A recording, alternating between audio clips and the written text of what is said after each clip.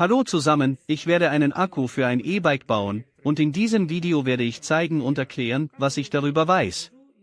Normalerweise werden Akkus für E-Bikes entweder Lithium-Ionen-Akkus, wie diese 18650R, oder Lithium-Eisenphosphat-Akkus verwendet, diese 32700R Zelle. Ich werde solche verwenden, weil Eisenphosphat-Akkus eine Reihe von Vorteilen gegenüber Lithium-Ionen-Akkus haben. Erstens ist die Stromabgabe höher, und ihre Lebensdauer umfasst mehr Lade-Entladezyklen. Das heißt, wenn es hier etwa 1000 Zyklen sind, und das auch nur bei Hochstromakkus. Wenn man aber normale Akkus nimmt und sie mit hohem Strom belastet, dann ist es sogar weniger. Hier hingegen wird die Anzahl der Zyklen bei etwa 2000 liegen. Wenn man sie auf 0 entlädt, entlädt man sie hingegen nur zur Hälfte, sind es 3.500. Und wenn man sie zu 40% entlädt, also von 100% auf 60%, dann sind es etwa 10.000 Zyklen. Das heißt, sie sind viel langlebiger und liefern zudem viel bessere Ströme. Sie unterscheiden sich in der Spannung, und die BMS-Platinen sind unterschiedlich. Daher ist die Anzahl solcher Akkus, wenn es um die Spannung geht, höher. Ich werde einen 48V Akku haben. Dann müssen 13 Stück davon in Reihe geschaltet werden, und von diesen 16. Das heißt, ein 16 S-Akku, und ich möchte eine Kapazität von 42A erreichen. Die Kapazität hier beträgt 7000, und ich schalte 6 Akkus parallel. Das heißt, die Kapazität beträgt 42A. Nun, das ist das Maximum. Das heißt, ich habe die Kapazität gemessen. Mein Emax hat gemessen, dass es nicht 7000 sind, sondern 654, aber das ist immer noch ein gutes Ergebnis. 627. Die Streuung betrug bis zu 200 mA. Hier 5849, aber das ist eine Entladung, die Emax bis zu einer Spannung von 2,7 V misst. Man kann sie aber bis 2,5 V entladen. Nun, Emax misst bis 2,7 V, daher zeigt volle Kapazität an. Wenn man noch weiter entlädt, dann wird die Kapazität irgendwo 6,5 liegen. Sonntag.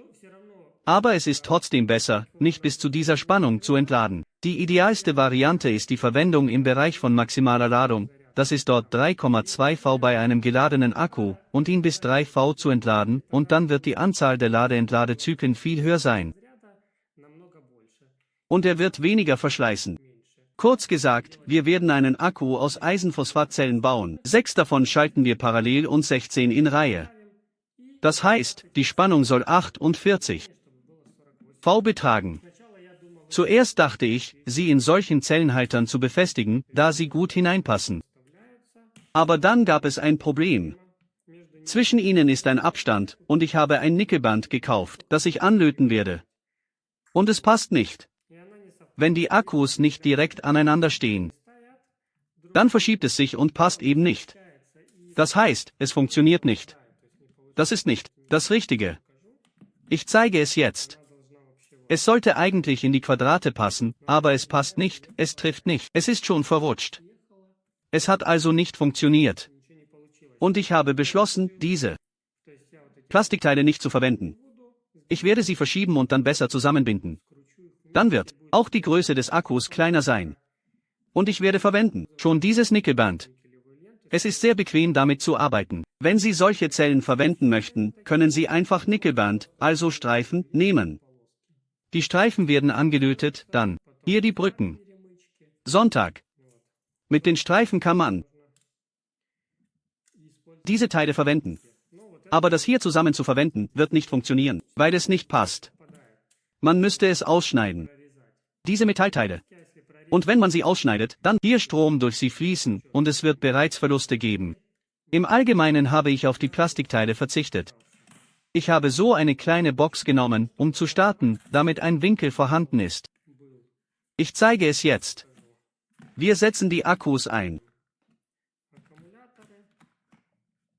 So, damit sie in einer Reihe sind, um sie bequem schweißen zu können. Sonntag. Diese Kanten werden wir abschneiden. Und dann werden wir sie so schweißen. Wichtig ist, aneinanderlehnen. Damit die Akkus nicht auseinandergleiten, kann man sie so mit Gummibändern zusammenbinden. Ein paar Gummibänder. Später, wenn mehr hinzukommen, sitzen sie fester. Und es ist Zeit anzufangen. Ich drehe sie um. So, die erste Reihe haben wir geschweißt.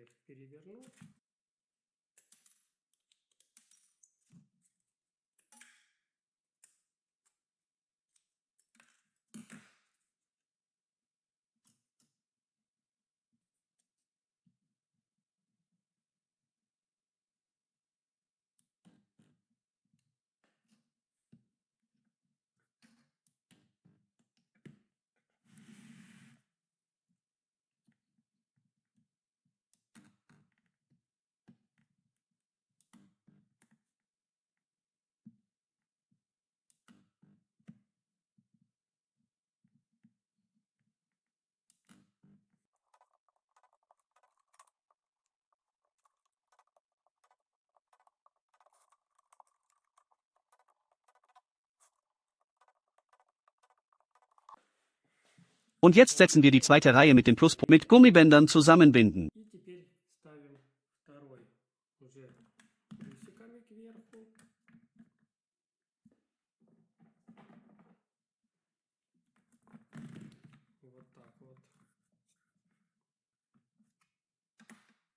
Und schweißen sie so von oben an. Wir beginnen auch mit den Pluspolen und schweißen dann die Minuspole an.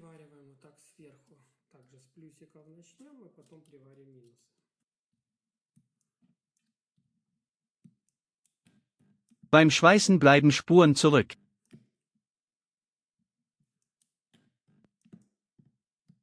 Wenn das Nickelband dünner ist, schweißt es sich sauber an. Das heißt, diese farbigen Verfärbungen vom Löten gibt es nicht. Aber bei diesem hier, wenn ich es schwächer einstelle, schweißt es schlecht an, reißt ab. Das heißt, man muss es ebenso machen. Es sieht nicht sehr gut aus, aber es hält trotzdem fest. Ich habe die Akkus zusammengelötet. Ich habe zu arbeiten. Es ergaben sich zwei 24V Akkus, und wir werden sie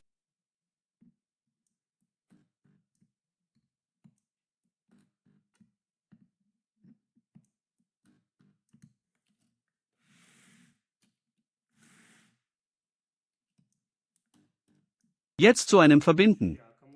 Hier ist mein Minusanfang, und so gingen 24V. Wir schieben es zusammen, und der zweite Teil. Muss man es verbinden. Und so entsteht ein großer Akku. Dann schweiße ich ihn hier. Danach lege ich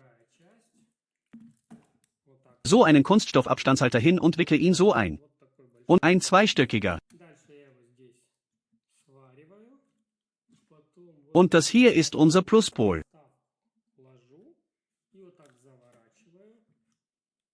Das heißt, danach kommt die Spannung.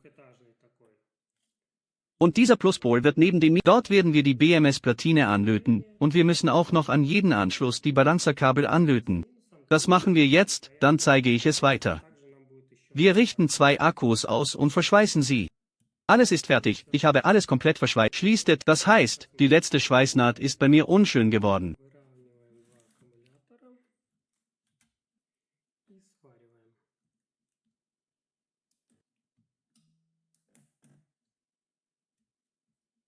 Na gut, es ist verschweißt, es hält, ich denke, es wird alles in Ordnung sein. Der Triac muss gewechselt werden.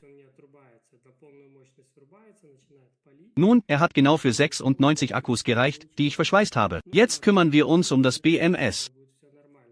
Ich habe ein 16es Lithium-Eisenphosphat, 8 und das ist ein Smart BMS.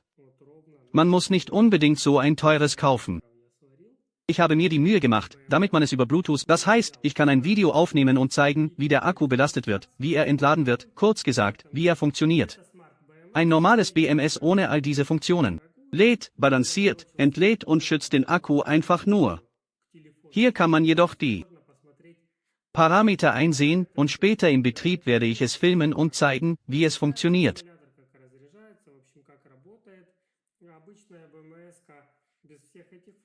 Hier kann ein Temperatursensor angeschlossen werden, man kann es an den Computer anschließen, um die Eigenschaften zu sehen, und es gibt auch Bluetooth.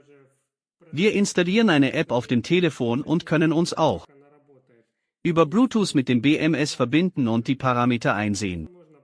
Im Allgemeinen ist der Anschluss hier einfach. Das hier ist für Minus, das löten wir hier an. Hier wird dann der Controller des Radnabenmotors an, den Stecker löten wir hier an. Der Pluspol geht direkt zum Controller und die Balancerkabel müssen angelötet werden. Hier ist der schwarze Minuspol, den löten wir an Minus an. Plus, Plus, Plus, Plus, so, bis zum Ende, bis zu diesem hier. Das heißt, wir haben 16 Pluspole und einen Minuspol. Und das alles muss angelötet werden. Da die Kabel einfach lang sind, werden wir sie der Länge nach abmessen, damit sie nicht stören. Der Minuspol ist der kürzeste, dann ein kurzer Pluspol und dann länger, länger, länger bis zur Mitte. Wir biegen die Akkus. Und dann wird es in die andere Richtung kürzer, kürzer, kürzer. Wie das alles ablaufen wird. Das BMS werde ich hier seitlich befestigen, so wird es stehen. Und wir beginnen mit dem Löten. Das heißt, wir messen vom Minuspol aus. Er ist bei uns kurz. Wir werden das BMS abklemmen, solange wir noch nicht alles angelötet haben. Ich werde den Stecker einfach hier befestigen zur Sicherheit. Weil die Spannungen hoch und die Ströme groß sind. Das heißt, wenn irgendwo ein Kurzschlussband hier, also so einen Kurzschluss verursacht, und es verbrennt dieses Band, also den nächsten Pluspol hier müssen wir unten anlöten. Ich denke, ich werde die oberen abwechselnd löten und dann die unteren, wenn ich den Akku umdrehe, weil es sehr schwierig sein wird, ihn ständig hin und her zu drehen. Das heißt, es werden viele kurze Drähte übrig bleiben. Also, abisolieren.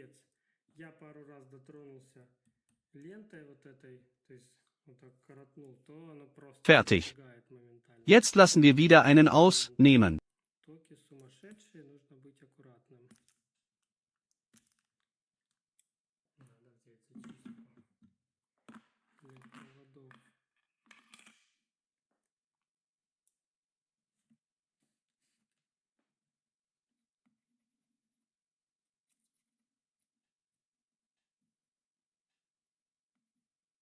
Jeden zweiten.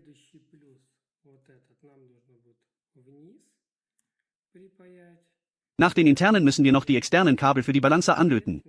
Löten wir die restlichen Kabel, und hier ist nicht mehr viel übrig. Jetzt löten wir den XT60-Stecker an. Er war bereits in Lief, das ist das Gegenstück. Der Minuspol wird über das BMS angelötet.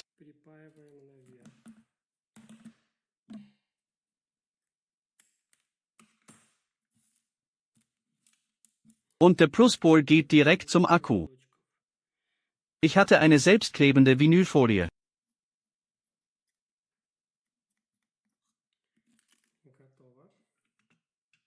Sie lag lange ungenutzt herum, und genau hier habe ich beschlossen, sie zu verwenden.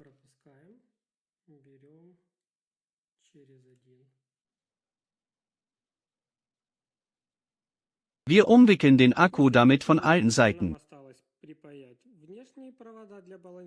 Und der Akku wird dadurch hermetisch dicht, weil die Folie kein Wasser durchlässt.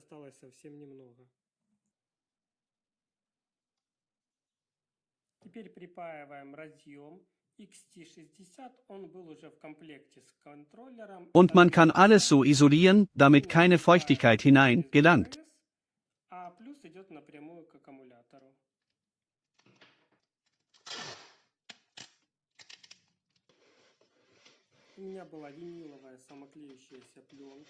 Wir bauen das Fahrrad weiter zusammen. Da ich noch kein fertiges Ladegerät gekauft habe, habe ich einfach ein 48V-Netzteil gebaut, und ein Aufwärtswandler hat, und der Akku wird geladen.